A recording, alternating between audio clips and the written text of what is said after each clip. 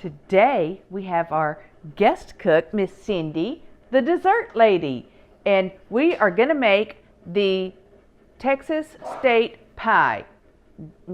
Just Google it. Dang, your Google ain't broke, is it? Nonna Snowden cooks.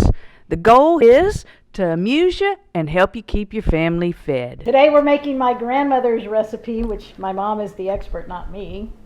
So call into mom today and gave me a few tips. So we start off with an end-baked pie crust. Depends on how you want to make it, by scratch, which I usually do, but I didn't do today, or by a pre-baked or an empty one. Set it up, get it ready to roll. Preheat your oven to 350 degrees, ready to go, all happy to be. We start with 1 tablespoon of softened butter. Butter. Add 1 cup of brown sugar, light or dark. Then we're going to cream our butter and brown sugar. Miss Cindy, the dessert lady, has just done something amazing, and she has concocted a splatter guard right there, so that we won't be throwing the brown sugar on the ceiling like we normally do. Right, so we now have our brown sugar and butter mixture. We're going to add our cup of Cairo, cup of pecans, and my mom has suggested putting a couple of tablespoons of the dark Cairo in it instead of just using the light Cairo to add a little bit to the flavor and add depth. First we're going to take our eggs and we're going to lightly beat our eggs up. Fresh out the chicken's butt. Those are the best eggs, hands down. Lightly beat our eggs. They deserved it. Lumps of brown sugar. What do we need?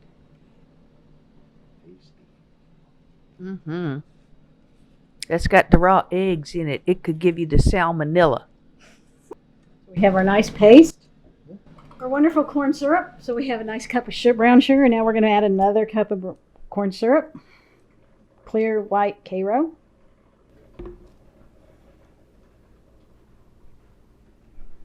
And add a little bitty bit of dark Cairo to improve the flavor or deepen the flavor. My mom suggests a tablespoon or so. okay, And the so is the important part. You know the so, right? about that much. And we're going to add a cup of pecan halves. And where'd you get those? I got these at Froberg's. I buy all Oh! So you just think pecans grow on trees then? Yeah, I kind of think they do. Oh, I'm just too lazy to not to shell them. Then we need a pinch of salt. Okay, hang on.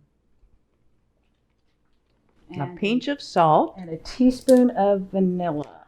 Okay, and it's very important you get the Mexican vanilla because it tastes way better than, your standard. Oh, it smells way better than your standard American vanilla. Do a quick mix.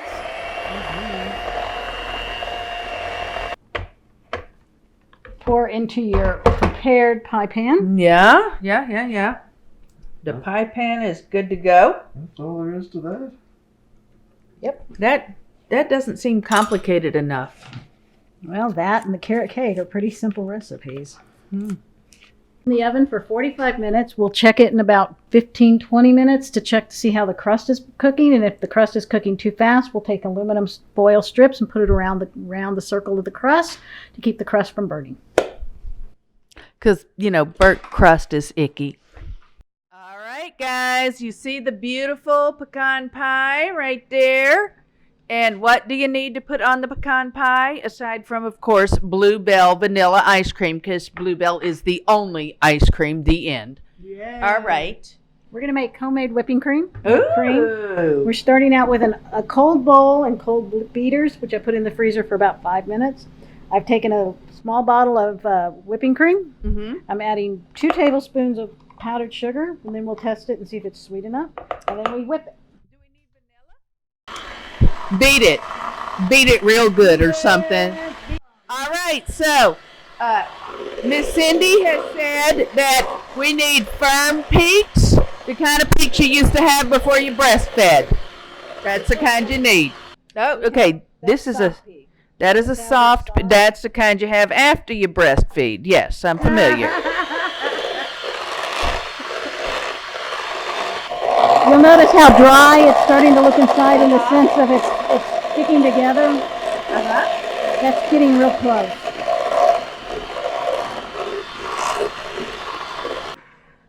How's that? There's your stiffer. Not quite. Not quite.